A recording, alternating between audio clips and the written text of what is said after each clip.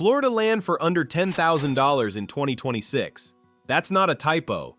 Most people assume the Florida real estate window closed years ago, that the coastal boom priced everyone out and the inland stuff was always garbage. And for the most part, they're right. But not entirely. There's a whole other Florida that most buyers never look at. An inland Florida. A rural Florida. A Florida full of forgotten subdivisions that were platted on maps decades ago and then just left there. Thousands of lots, sitting quiet. Some with pine trees growing through what was supposed to be a road. Others in legitimate communities with paved streets and actual utilities.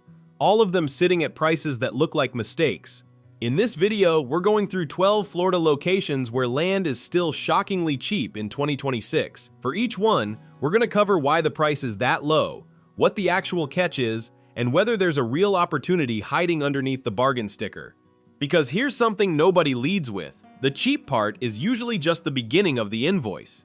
Every single location on this list has a mechanism, a specific, identifiable reason the price hasn't moved, and understanding that mechanism is the difference between a smart land buy and an expensive mistake. Some of these communities have genuine upside. Some are beautiful places to plant a homestead or park an RV, and a couple are essentially worthless for anything other than conservation. And we'll tell you which one's up front, so you don't spend 15 minutes getting excited about a swamp. 12 locations, 12 very different stories. Let's get into it. The backstory nobody tells you first. Before we get into the list, you need to understand why any of this is even possible. Why Florida, in the year 2026, still has land selling for the price of a used car. It goes back to the 1910s, 20s, 30s, all the way through the 1970s. Mass marketing firms bought up enormous stretches of Florida's interior, pine flatwoods, wetlands, low-lying agricultural land, and subdivided them into millions of tiny residential lots. These lots got sold nationwide, sight unseen, through mail campaigns and traveling salesmen, under the promise that a thriving residential community was on its way. The roads were drawn on plat maps, the utilities were implied, the future was sold as a certainty, and then the developers collected their money and largely moved on. Florida law at the time didn't require them to build anything. As long as the paperwork was filed with the county, the subdivision was legal. The result was what planners now call paper subdivisions, entire neighborhoods that exist on maps and deeds but never materialized on the ground. Those lots are still out there, hundreds of thousands of them, and that's the foundation of this entire list. Florida is still giving away land in these 12 towns. 2026 update, Lehigh Acres. Lehigh Acres might be the most extreme example of the paper subdivision concept in the entire country. In the mid-1950s, speculative developers carved up more than 60,000 acres of inland Lee County into over 350,000 individual residential lots. To put that in perspective, that's more lots than there are homes in many mid-sized American cities. In 2026, quarter-acre parcels in the eastern and southeastern sections of the community are listed between $13,000 and $35,000. For Sarasota-adjacent Southwest Florida, that's a number that stops people cold. The reason those prices haven't moved is infrastructure, or the lack of it. The vast eastern sectors of Lehigh Acres have no municipal water system and no sewer connections. Every homeowner is on a private well and a private septic system.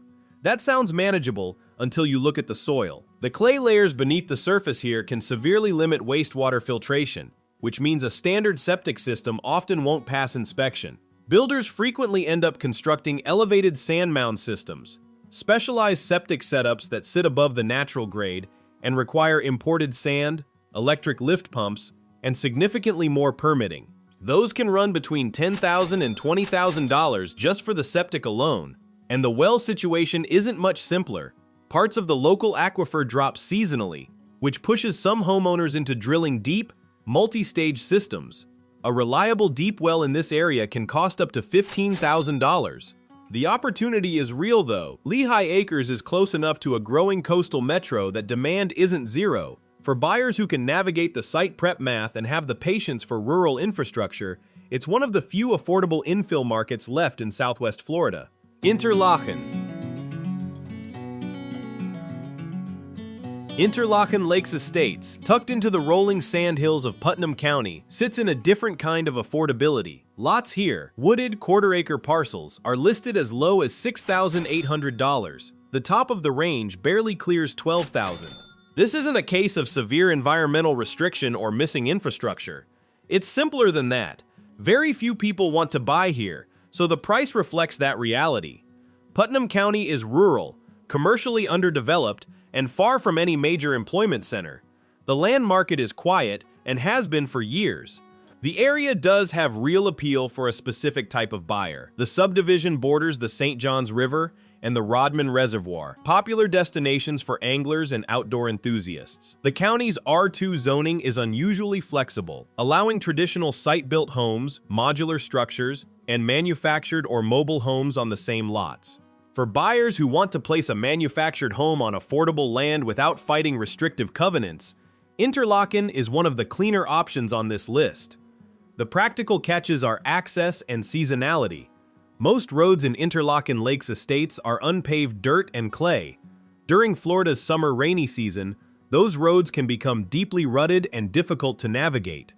There's no municipal water or sewer, so well and septic installation is required, though Putnam County's sandy soils generally drain well, which keeps conventional septic costs in the lower range compared to clay-heavy regions. No dramatic catches here. No swamp, no protected bird habitat, no pending litigation. Just a quiet rural county with low demand and low prices to match. River Ranch Acres. River Ranch Acres is on this list for one reason. The price looks extraordinary. Deeded parcels of nearly a third of an acre to 1 1/4 acres are listed between $5,000 and $10,000 in 2026. In Polk County, which has been getting significantly more expensive, that's a number that catches attention. And then you find out the land is completely non-buildable. River Ranch Acres is zoned strictly for recreational and conservation use.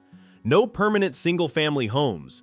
No concrete foundations, no power lines, no utility systems of any kind. The nearly 50,000 acres of this development are managed by the River Ranch Property Owners Association, and the rules are not ambiguous. What buyers actually get is primitive camping access, off-road ATV and swamp buggy trails, and seasonal hunting rights for wild hog, deer, and turkey. The property is gated and accessible only to deeded landowners who pay a $175 annual association fee. The development has a history of fractionalized ownership, so confirm you're acquiring full, unencumbered ownership of a qualifying parcel before closing. A fractional interest won't get you through the gate. For a recreational buyer who wants a private, secure place to camp and hunt in Central Florida, this makes sense at the price. For anyone expecting to build anything, including a shed, it doesn't. Citrus Springs. Citrus Springs is one of the more interesting entries on this list because it looks, on the surface, like the best deal. Lots of 2,300ths to 2,800ths of an acre, priced between $16,000 and $30,000. Paved roads already in place, a public water system already running. These are infrastructure advantages that most cheap Florida lots don't have, and they normally push prices higher, not lower. The reason Citrus Springs stays affordable is a small blue bird. Extensive areas of this community fall within active habitat zones for the Florida scrub jay, a federally threatened species that lives strictly in low-growing sand oak scrub ecosystems. If your lot is mapped within one of these zones, and many are, you cannot clear the land or apply for a building permit until you've gone through a formal consultation process with the U.S. Fish and Wildlife Service. During the scrub jay's nesting season, which runs from March through June, land clearing is prohibited entirely. Outside of nesting season, owners must complete habitat assessments and pay federal mitigation fees to offset the habitat their construction impacts.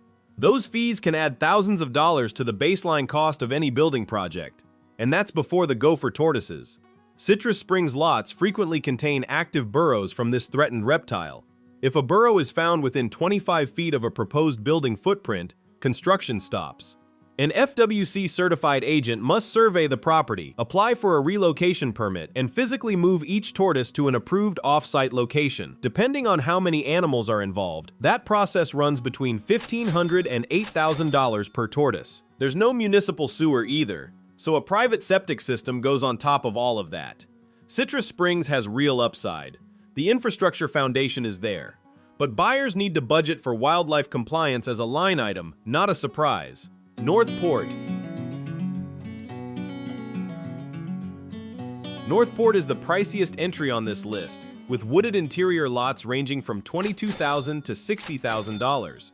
That sounds like it doesn't belong in a shockingly cheap land video, but this is Sarasota County, a market famous for high-end coastal real estate, and $60,000 for a buildable quarter acre is, by that county's standards, genuinely low. The reason prices stay suppressed here is regulatory density. Northport runs one of the strictest tree protection ordinances in the state. Before any land clearing can begin, property owners must commission a professional tree inventory. Every significant native tree on the lot gets cataloged and classified. If any of those trees is designated as heritage or protected, large live oaks/pines, sabal palms all qualify. Removing it requires a mitigation fee of $100 per diameter inch, measured at breast height. A single large oak can carry a mitigation bill in the thousands.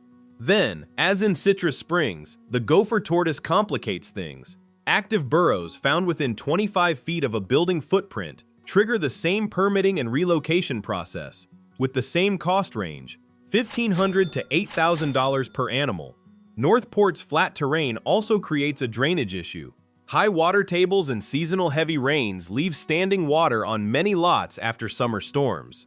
Before building, buyers need to plan for site grading and drainage swales that satisfy the Regional Water Management District's requirements. What Northport offers in exchange is arguably the highest ceiling of anything on this list. Sarasota County is growing. The city has paved roads and electrical access, and land here, even with compliance costs factored in, is dramatically cheaper than anything on the coast. For buyers who go in with accurate budget expectations, it's a legitimate opportunity. Flagler Estates. Flagler Estates breaks the pattern of the other entries. Lots here run from 1.1 to 2.5 acres, the largest parcels on this list, and they're priced between $35,000 and $50,000. That's not cheap on a sticker basis. But this is St. Johns County, one of the wealthiest counties in Florida, and 2+ acres of land in that county for $50,000 is a number that deserves attention. The low price is tied directly to water, specifically to how much of it sits underneath these properties for part of the year. A significant portion of Flagler Estates consists of low-lying wetlands and pine flatwoods.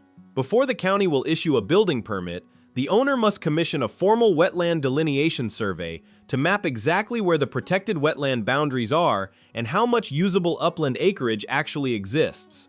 If the buildable upland portion turns out to be insufficient, the owner faces a longer path, environmental mitigation permitting, and, in many cases, importing and compacting thousands of cubic yards of clean fill dirt to elevate the building pad and driveway above the seasonal high water table. That fill dirt work alone can add between $10,000 and $25,000 to the baseline site prep cost. The appeal here is the zoning flexibility and the land size. Flagler Estates' open rural designation allows site-built homes, manufactured homes, hobby farms, and accessory structures with no HOA restrictions and no required build timeline. Buyers can take their time, run their due diligence, and build what they want when they're ready. For anyone who wants acreage rather than a quarter-acre suburban lot, this is the entry on the list with the most room to work with, physically and structurally. The wetland question is solvable. It just needs to be priced into the plan from the beginning. University Highlands.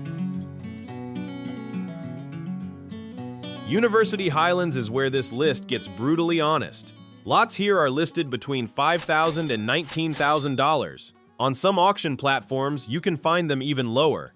And there's a reason. The Volusia County property appraiser frequently assesses these lots at just $300. Not $3,000, $300. University Highlands was platted in the 1960s with minimal regulatory oversight, and thousands of its lots were sold nationally as prime residential home sites. The actual terrain is ecologically classified as a swamp. During the rainy season, much of this land sits under standing water. There are no physical roads in the subdivision, only muddy, overgrown logging trails. There is no electricity, no municipal water, no sewer. Active boundary surveys don't exist for most parcels, which means that identifying where your specific lot physically begins and ends requires hiring a specialized surveyor to reconstruct the boundaries.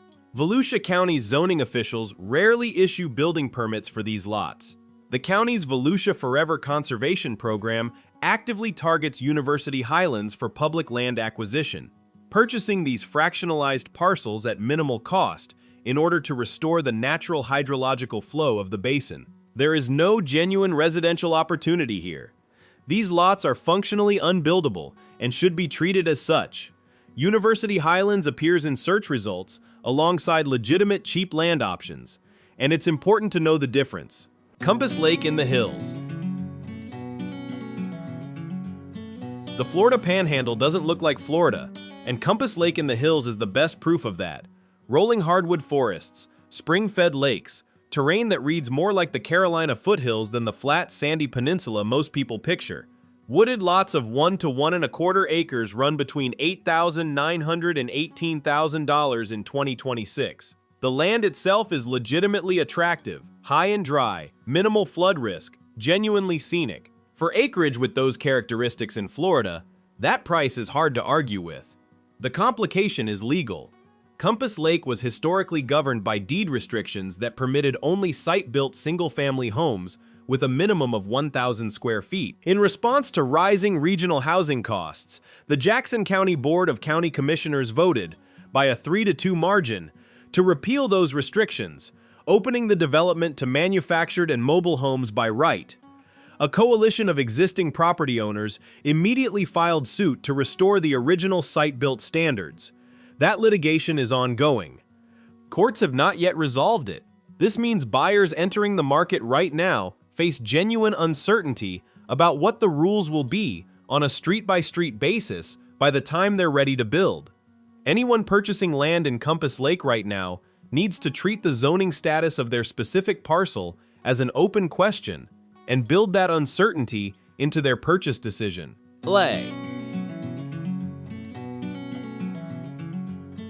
Madison County sits near the Georgia border in what most Floridians would call the deep rural north.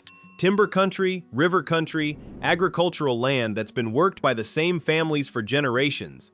The small town of Lee, adjacent to the Twin River Oaks subdivision, offers parcels of 1 to 2+ acres for between $24,900 and $42,500. These are high, dry, wooded properties, minimal flood risk, no scrub jay complications, no active legal disputes. The catches are simpler and more practical. Distance and water. There are no municipal water or sewer systems in these outlying subdivisions, which is standard for rural North Florida. The issue specific to this region is the depth required to access reliable, clean water. Drilling into the shallow water table, wells of 25 to 50 feet, runs between $1,800 and $3,000, but those systems tap into water that's vulnerable to surface runoff, agricultural contamination, and seasonal dryouts.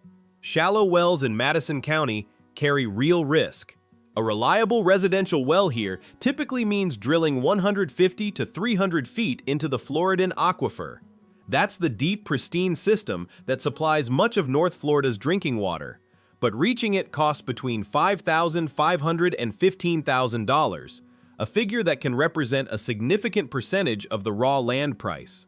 For the right buyer, this is one of the cleanest off-grid options on the list. The zoning is flexible, the rivers are genuinely beautiful, but anyone underestimating the well cost is walking straight into a budget problem on day one. Montura Ranch Estates. Montura Ranch Estates exists because of a developer who went bankrupt. In 1970, the Pan American Land Development Corporation platted Montura Ranch in central Hendry County, south of Lake Okeechobee, designed as an affordable rural community with minimal restrictions. The developer dedicated the road and drainage infrastructure to the Central County Water Control District before going under. The district absorbed the canal network that keeps the estates dry and has maintained it since. Standard 1+ acre parcels trade today for $32,000 to $55,000. The rural residential farm zoning is among the most permissive on this list. Domestic farm animals, livestock, hobby crops, all allowed. For buyers who want to raise chickens, keep horses, or run a small market garden, the zoning structure here accommodates that without the HOA friction that crops up elsewhere. The catches are terrain-based. Hendry County is flat, and the clay-heavy soils don't absorb water quickly. During significant tropical weather events, the canals can be overwhelmed, leading to localized flooding and road washouts on the dirt and gravel network. This isn't a deal breaker, it's a maintenance reality. But buyers need to understand that the road conditions require ongoing attention and that a bad storm season can create access problems. No municipal water or sewer here either. Private well and septic installation is required, along with clearing native palmetto and pine scrub before building can begin. Indian Lake Estates. Indian Lake Estates is a ghost resort with paved roads and a fishing pier. Developer Leon Ackerman platted this gated, unincorporated community on the eastern shore of Lake Weohikopka in southeastern Polk County, starting in 1955. The vision was ambitious, a resort enclave with a golf course, country club, marina, and a freshwater fishing pier on one of the largest natural lakes in Florida. Ackerman platted more than 8,000 lots. Roughly 700 homes were ever built. That surplus of vacant land, thousands of lots that were sold but never developed, is the primary driver of current pricing. Half-acre lots in this quiet lakeside setting are available today for $10,000 to $18,000. The infrastructure that does exist is functional: paved roads throughout the community, a golf course still operating, and a private utility system, ILE Utilities, that provides water and sewer service to residents. The catches are location and connection costs. Indian Lake Estates sits 14 to 19 miles from the nearest major town, Lake Wales. That's not an impossible distance, but it means a meaningful commute for healthcare, groceries, and any regular retail.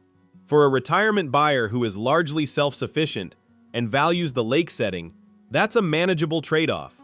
For anyone needing daily access to services, it starts to feel isolating quickly. Connecting a new home to ILE Utilities involves tap-in fees that aren't trivial, and standard lots here are densely wooded.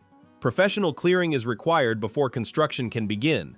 Of all the entries on this list, Indian Lake Estates offers the most established community feel. The bones of the resort are there, the lake is there, the price is remarkably low for what physically exists. It just never filled in the way Ackerman intended, and that gap in demand is exactly why the land is still affordable. Suwannee River Park Estates. The last entry on this list has the lowest prices and the most specific warning. Suwannee River Park Estates, a platted subdivision near the Suwannee River outside Live Oak, offers lots from 2/300ths to half an acre for $5,000 to $9,500. Dense oak hammocks, riverine pine forests, public boat ramps nearby. On a nature basis, this is a genuinely appealing piece of North Florida. The problem is FEMA. A significant portion of this subdivision sits within Flood Zone AE, an active floodplain designation that carries hard requirements for any permanent residential construction. Building a home here means engineering the structure to sit above the base flood elevation, a number set by FEMA that varies by specific lot. It also means mandatory flood insurance, which can add substantially to annual carrying costs. Between the elevation engineering and the insurance requirements, building a traditional home in Suwannee River Park Estates becomes expensive enough that many buyers abandon the idea entirely. What the county does allow is more casual. Suwannee County zoning permits RV camping on a deeded lot for up to 6 months per year. For a recreational land buyer who wants a legal, deeded spot near the river for seasonal camping, that's a legitimate and low-cost use. The lot is yours. The access to the river and the boat ramps is real. The investment is small. This is the second entry on the list, alongside River Ranch Acres, where the honest assessment is valuable for the right recreational buyer, not suitable for building a home. 12 locations, 12 very different stories, and the through line across all of them is the same. The cheap price is always the starting number, not the final one. The paper subdivision history explains why this land exists at all, why Florida still has thousands of lots sitting at prices that seem impossible in 2026. But understanding that history doesn't make any individual lot a good deal on its own. The lots that turned into real opportunities are the ones where the catch was identifiable, priceable, and manageable. environmental compliance you can budget for, infrastructure you can install, zoning that allows what you actually want to build. The lots that turned into expensive mistakes are the ones where the catch wasn't discovered until after the purchase. The swamp that doesn't drain, the burrow that stops construction, the flood zone that makes insurance cost more than the property taxes, the road that only exists on paper. Florida is still giving land away in these 12 locations, but the land isn't free. It's deferred. The price comes later, in site prep and permits and infrastructure and compliance. The buyers who come out ahead are the ones who calculated that deferred cost before they signed anything.